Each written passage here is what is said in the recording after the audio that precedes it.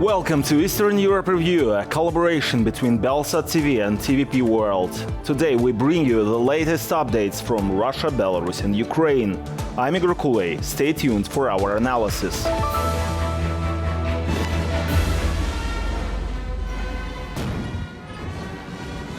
How has the Kremlin turned the day of peace into the day of war? We are celebrating Victory Day in the context of a special military operation.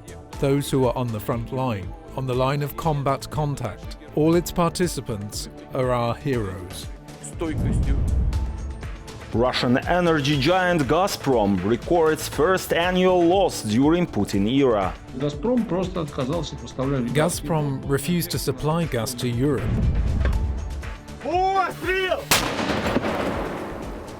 Ukrainian troops engage Russian invaders amid massive forest blaze. Our job is to hold it all together, to hold off their future counterattacks. They will come. We're preparing for them.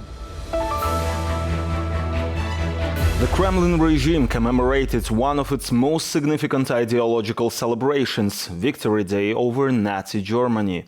On May 9th, in the presence of Putin and a small group of guests, a modest military parade took place on Red Square. The simplicity of the parade was attributed to the fact that the majority of military equipment has been deployed on the Ukrainian front. Join us in our next report to discover how a day of remembrance and mourning has transformed into a day of war in modern Russia. Говорит и показывает Москва. Without much grandeur, a military parade took place in Moscow to commemorate Victory Day. Putin equated those currently fighting against Ukraine with the heroes of World War II and once again labeled those opposing Russian aggression as neo-Nazis. The ruler of Russia began his speech by accusing the West of distorting the truth about World War II. Revanchism, mockery of history, and the desire to justify the present-day followers of the Nazis. This is part of the overall policy of Western elites. But it's the Kremlin who continues to build its own mythology around World War II. Thus, the merits of the USSR in the victory over the Third Reich are attributed exclusively to Russia, while the role of other Soviet republics is hushed up in every possible way. The victory banner is carried alongside the Russian tricolor. Kremlin mythology is evolving. Now everything is reaching its limit. We heard Putin say that the USSR fought the Nazis almost single-handedly for the first 3 years of the war. This is completely ahistorical. The mention of the fact that this was actually a war that the USSR started in a coalition with Hitler's Germany has completely disappeared. At the parade, Putin gave the impression that Russia was striving for peace, but immediately threatened its enemies with nuclear weapons. Russia will do everything to prevent a global conflict, but at the same time, we will not allow anyone to threaten us. Our strategic forces are always on alert. While discussing Western revanchism, the Russian ruler simultaneously equates the fight against the Third Reich with aggression against Ukraine. We are celebrating Victory Day in the context of a special military operation. Those who are on the front line, on the line of combat contact, all its participants are our heroes. It is not by chance that military personnel who were awarded the title of Heroes of Russia for their participation in the invasion of Ukraine were seated on the podium in the row behind Putin. One of them is Major Boris Dudko from the 76th Airborne Division, the same unit that occupied Bucha near Kiev, and whose soldiers are accused of committing terrible war crimes in this city. Preparations for the parade began early. As early as May the 1st, the American Abrams tank was displayed as a trophy on Poklonnaya Hill in Moscow. Alongside it, there were approximately 30 more combat vehicles produced by NATO and Ukraine. Это вы кому показывали жест такой? Этому Абрамсу грёбаному. Прям Гореть в аду без экипажа. But with the German Leopard, everything turned out more complicated. The fact is that even a damaged German tank with a raised gun looked too confident. To address this, the exhibition organizers themselves lowered the muzzle of this tank to make it look defeated. This is how the host of the Russian Ministry of Defense TV channel commented on this strange act. Да, дорогие товарищи немцы. Yes, dear German comrades, we humiliated you once in 1945. Now we have humiliated you for the second time, and the third time we will humiliate you. Do you know when? When we all throw your banners, which are now fluttering on the Ukrainian fronts, towards the mausoleum, towards the ground, then we will humiliate you again. With a feeling of inner satisfaction, we will humiliate you. Если очень сильно огрублять, то культ победы. To put it very simply, the cult of victory and the set of practices around the 9th of May boiled down to either emphasizing suffering, that is, the memory of family grief, or it was a celebration of collective pride, and the latter intention, diligently supported by the state, has won. Alexandra Arhipova states that Victory Day used to be the only holiday in Russia, which before the invasion of Ukraine could be universally interpreted in a single way. This interpretation is now lost. As a result, those who do not support Russia's military aggression in Ukraine may no longer feel inclined to celebrate it. Instead, people are choosing to visit cemeteries to honor their deceased relatives. In a remarkable turn of events, Gazprom, Russia's leading gas exporter, announced its first losses in over 2 decades in 2023, with negative trends persisting into the first quarter of this year. The decline is primarily attributed to the loss of the European market, which has proven challenging to replace. This underscores the short-sightedness of Russia's previous strategy of leveraging gas exports to blackmail the West. The Russian company Gazprom has recorded a loss of approximately $7 billion for the year 2023. It marks the first annual loss in over 20 years for the state-owned company, which is a monopoly exporter of Russian gas and is considered one of Russia's most powerful companies. Gazprom refused to supply gas to Europe in the hope that it would be bad for Europe. It was a purely Russian decision, a political one, and it led to the fact that Gazprom stopped receiving money for gas.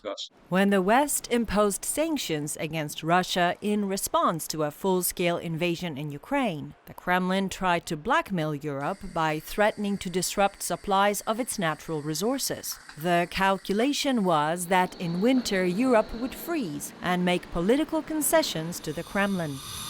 In response, the West began to methodically decrease its consumption of Russian gas even more than before. Gazprom's natural gas supplies to Europe have decreased by over 50% in 2023. The European Union plans to fully phase out its reliance on Russian gas by 2027.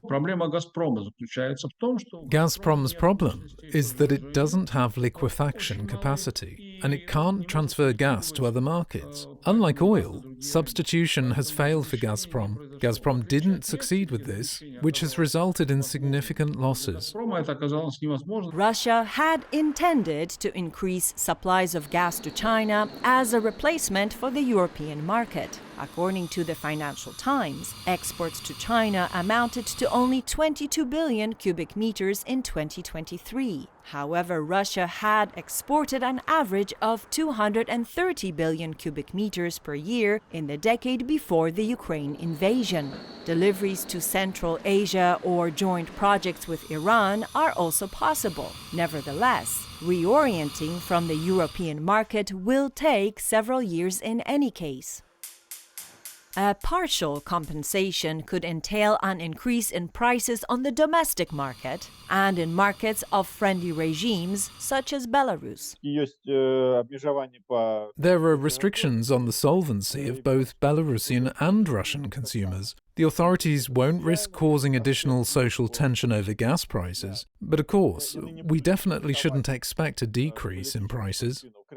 For years, Belarus served as a transit corridor for Russian gas to the west. Last year, the Belarusian Ministry of Energy announced a potential construction of a plant in collaboration with Gazprom for the production of liquefied natural gas. The export of LNG by Gazprom, particularly given the loss of the European market, could represent another avenue for growth. This year, Gazprom Transgaz Belarus and Gazprom Gas Motor Fuel expressed their intention to establish a joint venture. Now Belarus has shifted from being a transit corridor to a dead end. The projects that will be implemented in Belarus will be aimed at the Belarusian consumer market and the Russian market. And of course here, the big question is whether these projects will remain viable. In 2008, the head of Gazprom, Alexei Miller, unveiled ambitious plans to achieve a capitalization of the energy company of $1 trillion within 7 to 8 years. The company invested in costly image projects abroad, such as the Champions League. Presently, Gazprom's capitalization is estimated at approximately $40 billion. Intense fighting has recently erupted in the Donetsk region, with fires blazing in the Serebryansky forest as Ukrainian and Russian forces exchanged artillery fire. Once lush greenery now stands charred and barren, with Ukrainian National Guard soldiers not only defending against Russian attacks, but also battling the flames.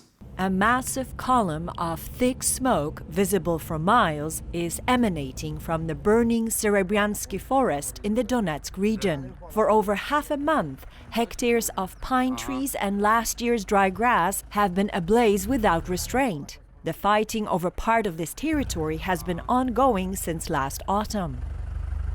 In certain areas, the once lush nature reserve, which was home to rare wildlife, has been devastated by fire, leaving the trees a ghostly gray. The Ukrainian army is actively working to extinguish the blaze near Kremlin, where they're holding their position. The fires are the result of Russian artillery, mortar, and aircraft fire. Some munitions failed to explode upon impact, such as this aerial bomb discovered en route to the National Guard's fighters' dugout. Similar bombs litter the road leading to the Ukrainian mortar position. Russian troops are targeting both the ammunition delivery routes and the Ukrainian trenches. We've got a frying pan with a piece of shrapnel in it. Dmitro, a mortar gunner, recounts that yesterday an enemy jet dropped a bomb hundreds of meters away, and the shrapnel found in the pan originated from the site of that attack. The forest is completely on fire. The Russians are surrounding it. They're always trying to storm it, and we're fighting them off. They've got jets here. There is nothing to shoot them down with. Visibility is poor because of the forest. 2 aircraft have flown into Serebryanka today and opened fire.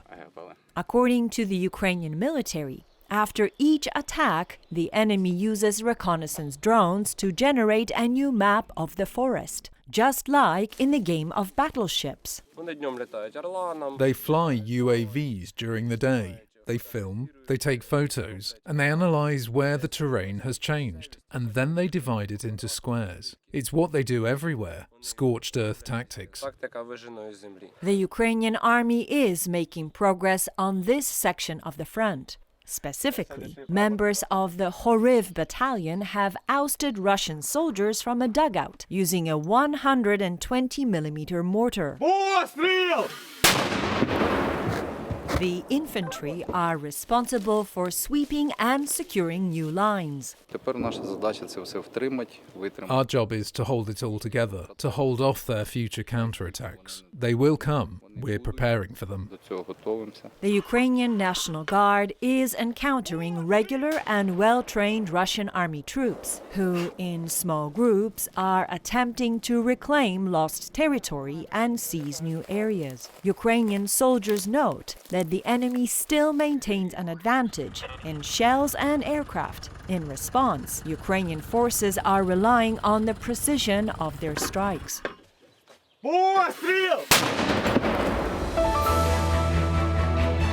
And that's all for today. Eastern Europe Review will be back next Sunday. I'm Igor Kuley. Please stay with us here on TVP World.